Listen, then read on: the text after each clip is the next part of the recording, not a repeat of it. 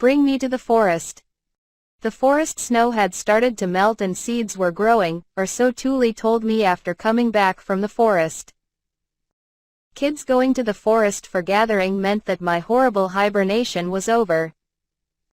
I had learned how terribly full of spare time life was without books, but never again would I suffer through that. Because now, I can make clay tablets. Thule said that there's still so much snow it's hard to walk and there's not much to gather anyway. But the relative lack of plant life is no problem to me. What I want is sticky clay, and I'll find it if I dig into the ground. I want to go to the forest and make clay tablets. As long as I can reach the forest, it's my win. Of course, I wouldn't be going to the forest alone.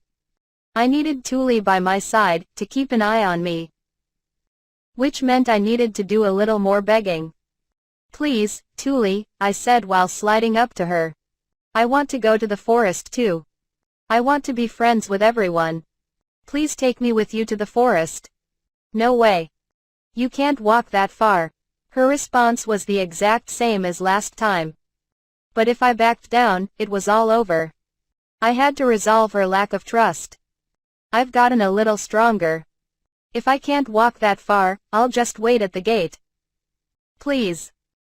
Thule was hesitant, but I had spent every day exercising, eating healthily, walking to the well with Thule to wash dishes, and just generally building up strength.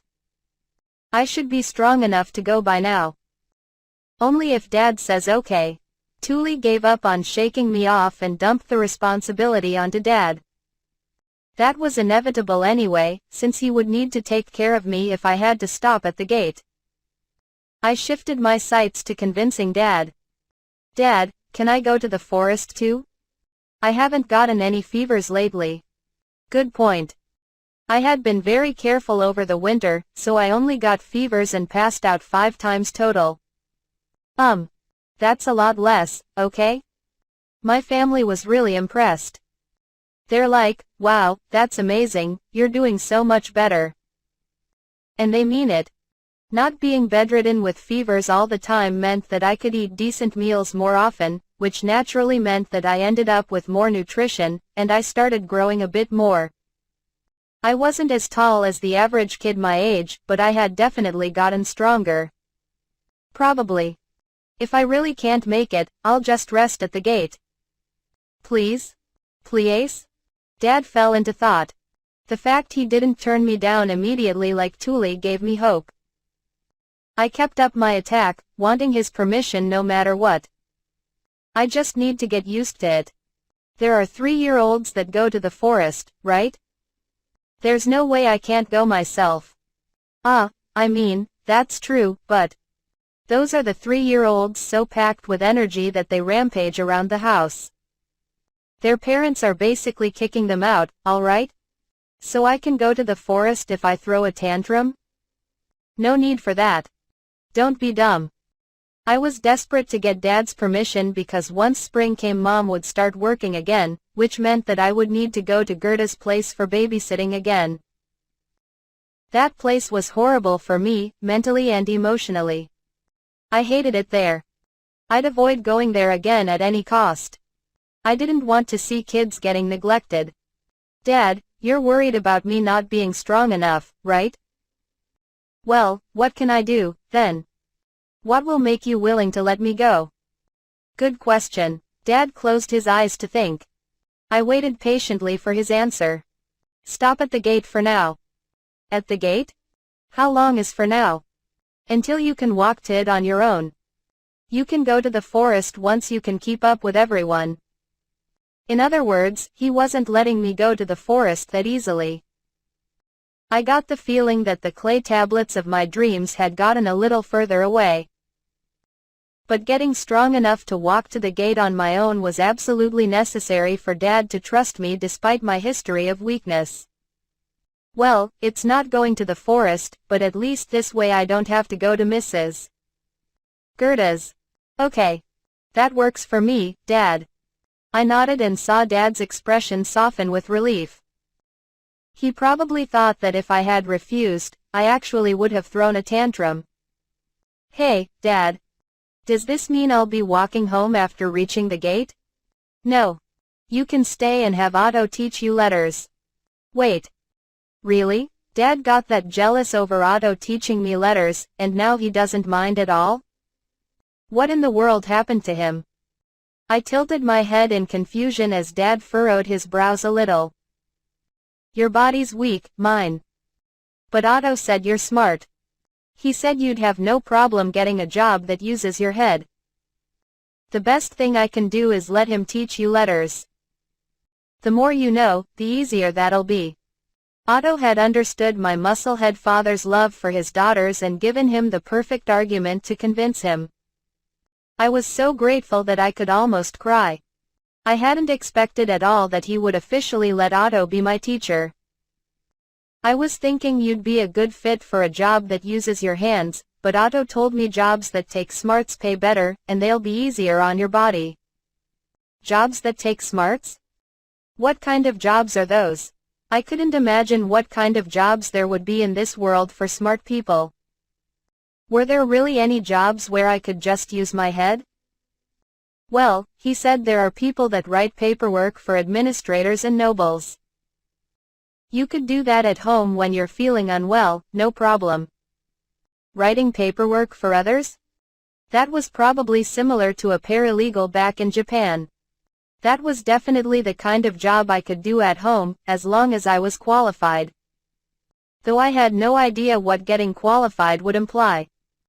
Otto's a soldier, but he used to be a traveling merchant. He's still got some connections to the Merchants Guild.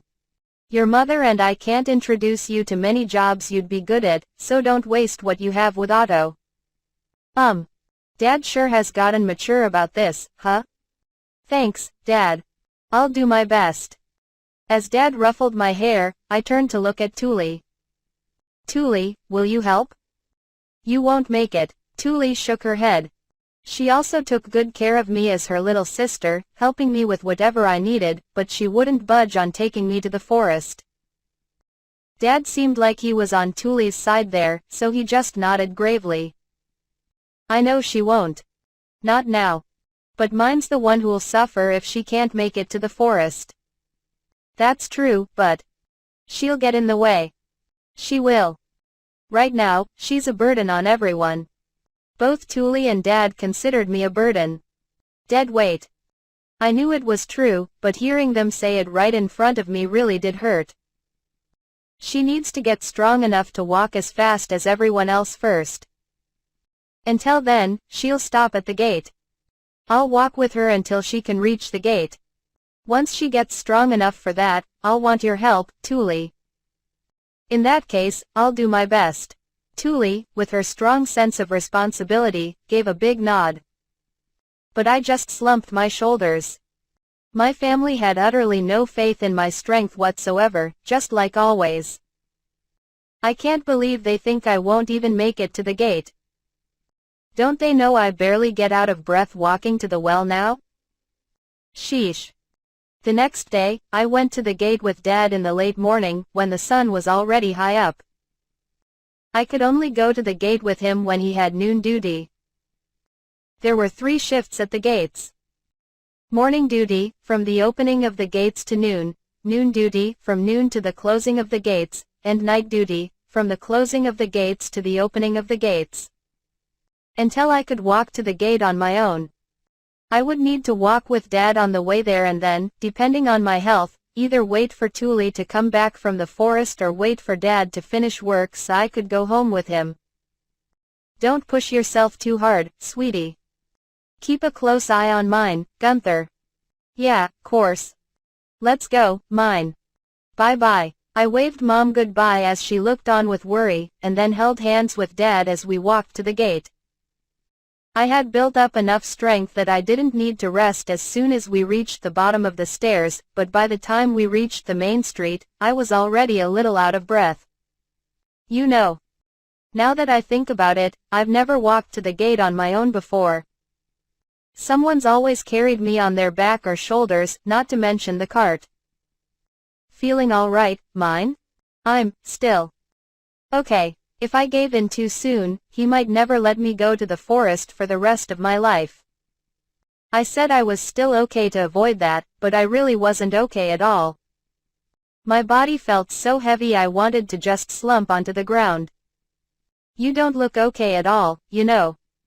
Up you go. Dad let out a sigh and lifted me up. In moments, I was leaning against him and breathing heavily in exhaustion. I can't do it. I'm gonna die. My family was right. I could never make it to the forest like this. Hey, Dad.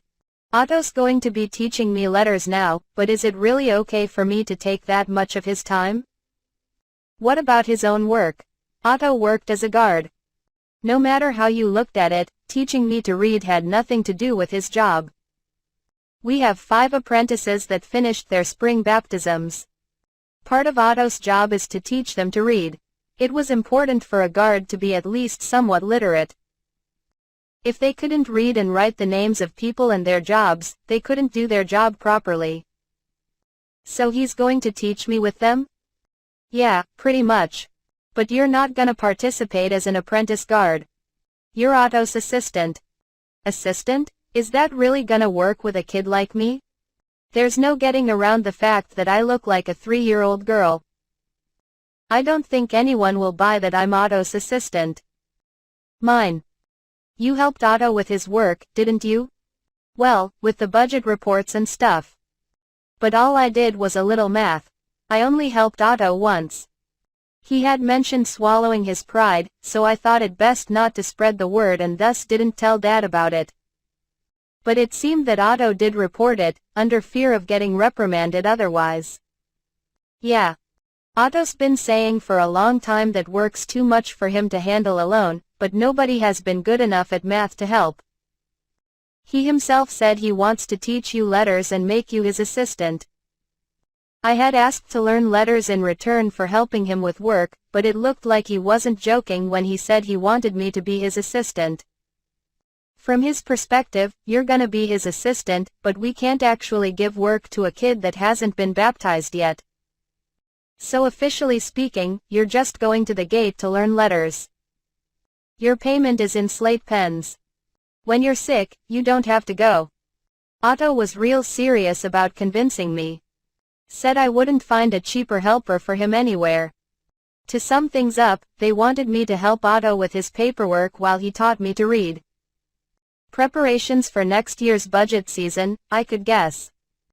To think that Otto would talk to his superior and work out a plan to get me hired as his helper with a salary of slate pens. I would expect nothing less from a merchant. I got the feeling he was experienced in earning profit without hurting his own wallet too much. Dad and I reached the gate, with him having carried me about half the way there. I needed to rest in the night duty room as soon as we got there. I doubted I'd be able to do anything else. In fact, I was so exhausted that Dad set me down onto the bench himself. It wasn't until past noon that I managed to get up. Hey, mine. I'm about to start class. Feeling up to it? Otto came looking for me, so I took my tote bag and left with him to the gate's training room. One of the corners inside said room had a table with chairs, and there sat 5 boys who had just been baptized. Those were probably the apprentices that Dad mentioned. Mine is the daughter of my captain, and she's been helping me with my paperwork. She'll be joining you 5 and learning to read. No teasing her or anything like that. Otto introduced me in a very teacher-like fashion and began class. He began writing the fundamental letters of the alphabet on a big slate board. Learning to read would be impossible without memorizing all of them. First, learn all of these letters. He started today by writing 5 of the 35 letters while pronouncing them. I had learned some of them before, so it wasn't too hard to memorize them. You sure are a fast learner, mine. I like this kind of thing more than physical stuff, so. Unlike nearly all of the children in this world, I was used to studying. Having no resistance toward active studying was the key to learning things quickly, in my opinion. As the saying goes, if you love your work will love you. I honestly felt bad for the 5 apprentices who were holding a pen for the first time in their lives, and had to get used to the simple act of writing before anything. Mr. Otto, I think we've studied letters enough for today, I declared. Upon hearing that, Otto turned around with his eyes wide open in surprise. What? Already? My gut told me that only about 30 minutes had passed since starting, but those were long, painful minutes for the boys around me. They were already starting to move around in their seats, fidgeting. Proof that they had gotten bored. It's not reasonable to expect people who have never held a pen before to concentrate for long periods of time. After having them study letters for a bit, switch to math. Have them sketch maps of the city. Teach them the moral code of city guards and what rules they'll have to follow. Mix in some exercise. If you cover a lot of different topics in one day, they'll learn and remember things better. Otto looked at me with a shocked expression. Really though, the lessons one could learn from elementary school scheduling applied here, especially given their age. Think about spending an entire day learning hiragana in class, or any other kind of alphabet. No elementary schooler I knew could bear that. Doubly so when it comes to the kids of this world, who aren't very used to sitting down for long. Let's move on to math. You can start by counting the numbers. Thanks to how they'd gone shopping before, each of them could count up to 10. But a few of them seemed a little shaky on some of the numbers, so Otto said the numbers out loud while writing 1 through 5 on the slate. Once the kids got antsy again, I suggested we stop with math and move on to exercising to blow off steam. I think that's enough studying for today, Mr. Otto. Directing the classroom in the form of giving advice to Otto, I let the kids go early. Be sure to memorize all the letters and numbers we discussed today. If you don't, you'll end up behind and it'll take a lot of extra studying to catch back up. Memorizing letters and numbers is a very important part of your job. The children cheered at the early dismissal and left the room. Otto, looking confused, steadily developed a sour expression as he watched them go. Mine, seriously, they'll never learn if we go easy on them. But if they start associating studying with miserable boredom, it'll just take longer for them to learn. A pace like today's is ultimately for the best. You really shouldn't compare them to me. Ah. Right. Otto, noticing that he had been subconsciously comparing the boys to me, awkwardly scratched his head. Plus, it's still their responsibility to memorize the letters, so I don't think this is going easy on them. True. Self-responsibility is rough for little kids just starting work. Otto gave me a conflicted smile, so I smiled back while letting out a quiet sigh. I had said all that based on my experience from my Urano days, but really, who knew how right it all was? Otto and I returned to the night watch's room so that he could use the rest of the time to give me a personal lesson. I had him write some words on the slate, which I then practiced writing myself. Meanwhile, he started his paperwork. Okay, it looks like you have a good grasp on your letters.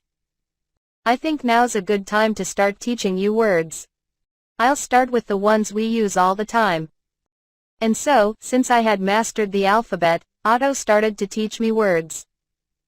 But all the words he taught me had to do with provisions and other things related to the work of a city guard. He really was fully intending for me to help him with his paperwork. I got the feeling that the moment I had a usable level of literacy, he wouldn't even wait for next year's budget season before putting me to work. I mean, the first words and phrases he taught me were, person inquiry, noble, letter of introduction, and written petition. Does he think I'll ever use those in my day-to-day life? If he would at least start with the list of provisions from the budget, I could learn some kinda useful words like the names of food, plants, and equipment. Dad came looking for me while I was in the middle of writing on my slate. The gate was just about to close, which meant Thule and the others had returned from the forest. I put my slate into my bag and went home with them. Let's go home, mine. The other kids, carrying baskets and various tools and other things for gathering, stared at me and my single tote bag. What? Mine? That's Tuli's little sister? I've never seen her before. The unrestrained stares of the somewhat dirty children made me reflexively hide behind Tuli. Well, there's no helping that. Mine doesn't go outside too much. Apparently, past mine had barely ever participated in neighborhood social events, so the local children considered her something of a rare monster with a low encounter rate. Tuli comforted me by saying, "They're not bullying you, they're just looking," but it didn't really help. "You walking back home with us, mine?" Lutz. Sincerely relieved to see a familiar face, I looked around to see if Ralph was there too. But I couldn't see him anywhere, despite how much his tall stature and red hair should have stuck out. Huh? Where's Ralph today? Is he sick? Ralph turned 7 this spring. He's at work today. Wow, Ralph wasn't even 7 when I met him, huh? I did know him from past mine's memories, but he was so tall and considerate that I just assumed he was 8 or 9. Wait. Is it just me or did Lutz get a lot taller during the winter too? I have to look up a bit more to see his eyes now, I think. With those thoughts in mind, I started walking home. The other kids sped up naturally, likely wanting to get home as soon as possible to unload their stuff. They were just about to leave me behind, but Tuli and Lutz backed me up. Don't rush, everyone. You okay, mine? I was trying to walk as fast as I could, but the group kept getting ahead of me. Children were merciless. They wouldn't wait for me, I was just too slow. They're so fast. Sorry, Lutz. Would you take care of mine for me? I need to go watch over everyone. Tuli had become the oldest out of the pre-baptism children, so she found it necessary to prioritize them over me, especially if Lutz could watch over me. All right. Take it slow, mine. I won't be able to carry you right now if you pass out. Lutz was the only one to stay behind with me and walk slowly. I didn't want to be even more of a burden on him, so I gladly followed his advice and slowed down. What were you doing at the gate, mine? Learning my letters. Letters? You can write? Lutz looked at me with utter shock. I got the feeling his eyes were shining with respect and admiration for me, but I didn't know enough words to really say that I could write. His admiration was just kind of making me feel awkward. I can still barely write my own name. I'm still practicing. Holy cow, mine. You can write your own name? That's awesome.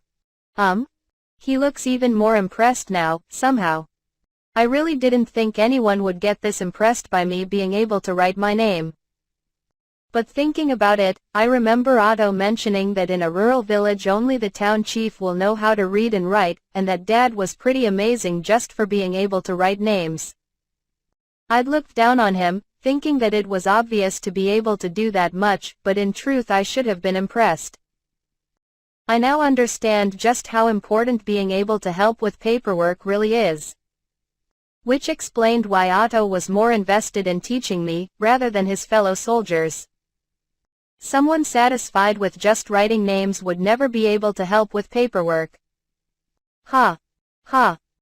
You okay, mine? Learning letters was simple for me, but building strength was something else entirely. Whether I liked it or not, I had to recognize here that everyone had their own strengths and weakness. By the time I reached home with a worried Lutz by my side, I was so tired I couldn't even talk.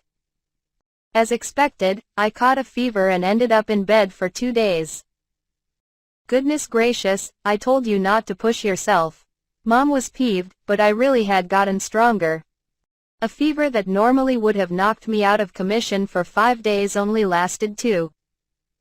By the 3rd day I was up and about. I walked to the gate with Dad, ended up tired out halfway through, and got carried the rest of the way. From noon onwards I studied reading and writing, plus helped Otto with his calculations. I walked home with the others, but soon ended up left behind and out of breath with Lutz beside me, worried. When I got home, I ended up in bed. That routine repeated for about a month, but I was unmistakably building up strength. At first I rested for 3 days after each trip, but soon those 3 days became 2, and eventually I alternated between going and resting. I was still slow then, but I could manage to walk all the way to the gate on my own. Eventually, it became 2 trips per 1 day of rest, then 3 trips per 1 day of rest. My family threw a huge celebration the day I finally went 5 days in a row without getting sick. You did it, mine. You went the whole week without resting for the first time. My little girl's all strong now. Daddy's proud. You'll be able to go to the forest soon, dear. My family's excitement encouraged me to push myself harder, but that led to me getting a fever that knocked me out for 2 days. Things wouldn't be that easy. It was 3 months after starting to go to the gates that I finally got permission to go to the forest. Signs of summer were beginning to show, marking the end of spring.